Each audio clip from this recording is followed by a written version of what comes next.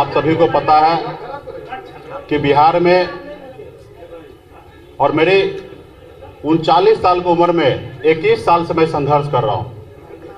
एक गरीब मछुआरा परिवार में जन्म लिया। 18 साल की उम्र में ही मुंबई जैसे शहर में जाकर अपने दिन रात मेहनत करके अपने कामयाबी को हासिल करके बिहार में पिछड़े, दबे कुचले, अति पिछड़ा समाज, निषाद समाज के हक अधिकार के लिए निरंतर बिहार में 6 साल से मैं संघर्ष कर रहा हूं। और संघर्ष कर और उस संघर्ष में हमेशा हर किसी ने धोखा दिया और मैं आगे बढ़ता रहा। 2018 में हमने एक पॉलिटिकल पार्टी बनाया। हमें लगा कि समाज को न्याय इसी रास्ते से दिलाया जा सकता है और हमने पार्टी बनाने के बाद हमने श्री लालू प्रसाद जी को नेता मानते हुए हमने उनके विचार पे चलने का निर्णय लिया और महागठबंधन में हमने शामिल हुआ। और जब शामिल होने के बाद उससे पहले तो बड़ी बड़ी मीठी मीठी बातें करते थे, जहां हम बुलाते थे वहां पे आके मीटिंग करते थे, क्योंकि वो हमारे साथ गठबंधन करना चाहते थे। जब गठबंधन होने के बाद लोकसभा चुनाव के समय में भी हमारे साथ चीटिंग किया गया था। जो सीट हमें नहीं चाहिए था वो भी सीट उन्होंने दिया। यहाँ तक बात हो चुका था कि मुझे दरभंगा लोकसभा में लड़ना था, लेकिन तैयारी कराने के बाद लास्ट मोमेंट पे हमें खगड़िया भेज दिया गया। हम चुप रह गए। हमें मधुबनी का सीट नहीं चाहिए था, जबरदस्ती उन्होंने सीट दिया और अपना कैंडिडेट दिया, जबकि हमारा कैंडिडेट कोई और था और उन्होंने इच्छा रखा कि इनको दिया जाए। हमने सहमति दे दिया, उनको हमने चुनाव लड़ाया। हम मुजफ्फरपुर नहीं लेना चाह रहे थे, जबरदस्ती उन्होंने हमें सीट देने का काम किया। उसके बावजूद भी हम महागठबंधन में बने रहे और साथ आगे बढ़ने का हमने निर्णय लिया था, उसको हम दोहराते रहे। उसके बाद आपने देखा परिणाम अच्छा नहीं रहा। उसके बाद हमारे जो मधुबनी लोकसभा क्षेत्र में जो चुनाव लड़े थे बद्री पूर्वे जी, उनको राष्ट्रीय जनता दल ने अपने पार्टी में ज्वाइन करा लिया। आप कह सकते हैं कि एक गठबंधन में साथी रहने वाले लोग और उनके पार्टी तोड़ के अपने पार्टी में ज्वाइन करा लेना कहाँ तक सही है। उसके बाद भी हमने चुप रहा।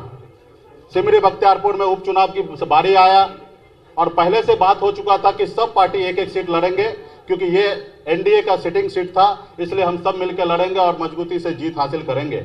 और सब आदमी अपने अपने अनुकूल तैयारी कर रहे थे। उसके बाद लास्ट मोमेंट पे उनके तरफ से आदेश आता है कि आप हमें समर्थन दीजिए, हम चारों जगह हम खुद लड़ेंगे और आपका समर्थन मिलना चाहिए। हमने कहा ये तो गलत है। अगर यही आपको लड़ना रहता तो 2 महीना पहले हमें बता देते तो शायद हम समझ लेते। लेकिन हम जब तैयारी में उतर गए और अपने लोगों को बोल दिए कि आपको ये सीट दे रहे हैं, जबकि खगड़िया लोकसभा क्षेत्र में ही सिमरी बख्तियारपुर आता है, तो हमने वहाँ पे चुनाव लड़ने का निर्णय किया। और मैंने उनको बता दिया कि सन ऑफ मल्ला किसी के पीछे चलने वाला नहीं है। अपने कंडीशन से बिहार में अपने समाज हक अधिकार के लिए लड़ाई लड़ने के लिए खड़ा है और किसी पार्टी के पीछे चलने वाला नहीं है। हमने उनसे एक सीट पर उनसे हमने कंप्रोमाइज नहीं किया और हमने अपनी ताकत दिखाने का निर्णय ले लिया और हम वहां पे चुनाव लड़े और अकेले 1 साल पुराना पार्टी 15% वोट लाया, 26,000 वोट हमने लाया। और वहां पे उन्होंने देखा कि मेरे 26,000 वोट लाने से, अति पिछड़ा समाज हमारे साथ आने से वहां पे एनडीए का बुरी तरीके से 15,000 से हार होता, वहां पे राष्ट्रीय जनता दल को जीत होता है। वहीं से उन्होंने एक षड्यंत्र रचने का कोशिश किया कि इनके पास एक वोट बैंक है और ये इनके साथ है, और उन्होंने समय रहते हुए साथ आए, सारे चीज किए और उन्होंने निर्णय ले लिया था कि इनको समय आने पे हम इनको धोखा देंगे।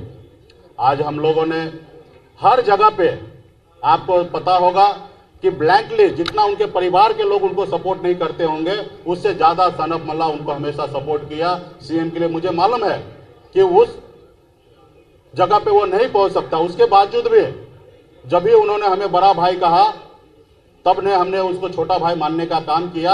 और मैंने सोचा कि मैं अपने उंगली पकड़ के इनको सीएम के रास्ते पे लेके जाऊंगा। आपने कल भी देखा संबोधित में उन्होंने बड़ा भाई का जिक्र किया था और मैंने भी छोटा भाई समझ के उनको उंगली पकड़ के आगे बढ़ाने का निर्णय ले लिया था कि बिहार में इनको हम आगे पहुंचाएंगे।